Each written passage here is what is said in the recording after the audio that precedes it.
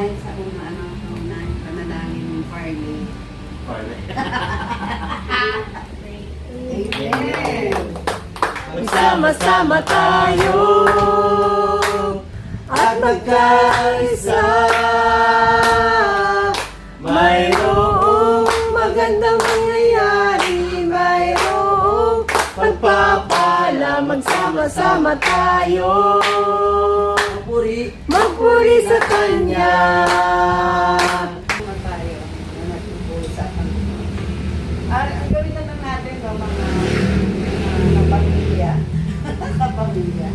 Pagbigay na lang tayo ng New Year ender natin. No? Ano ang ginawa ng Panginoon sa atin ng 2025? Kilala ko, kilala at churchmate.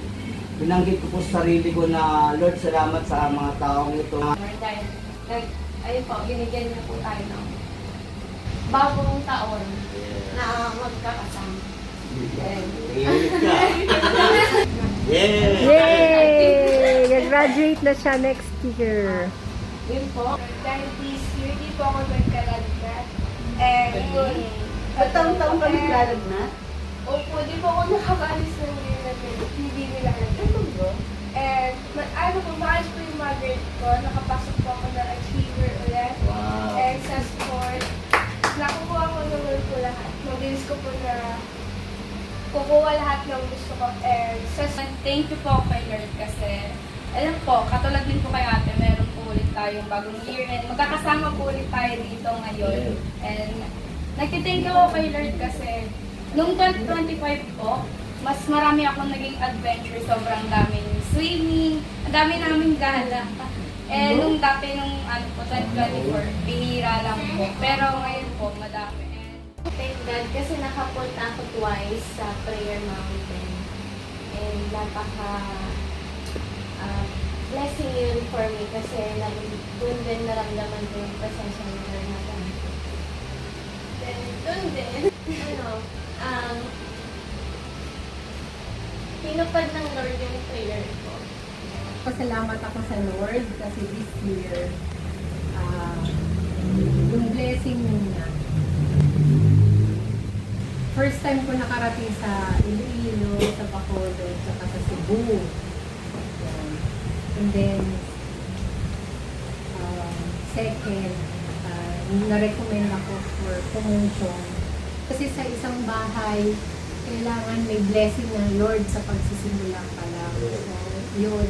I see to it na meron tayong gathering.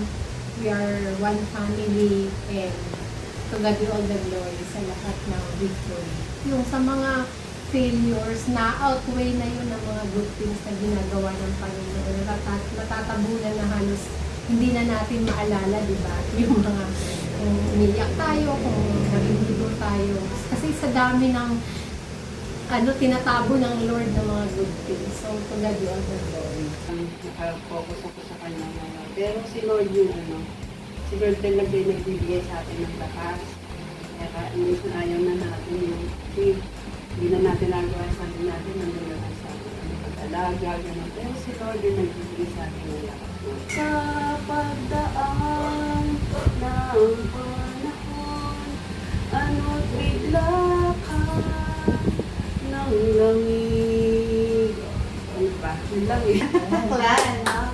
Bonding fellowship talagang nakaka-bless kasi sa kabila ng mga naranasan natin mga kapatid, meron tayong pagkakataon na magpasalamat. No, katulad itong relationship natin, bawat isa yung bonding. Kundi naman talaga sa Panginoon, hindi tayo magkakakilala. Kaya salamat sa Lord kasi talagang ginagawa niya ang ibang way. Hindi lang sa church tayo magkakapatid, no? Maraming thank you kay Lord, no? Salamat ako sa Panginoon. Una sa lahat, buhay! Buhay ako, buhay tayo. Hap lang, HAP lang, Hap New Year! Wala pa yung PY, baka next year pa. Welcome to the Philippines! Di ba kayo nabibilit sa mga Coma family?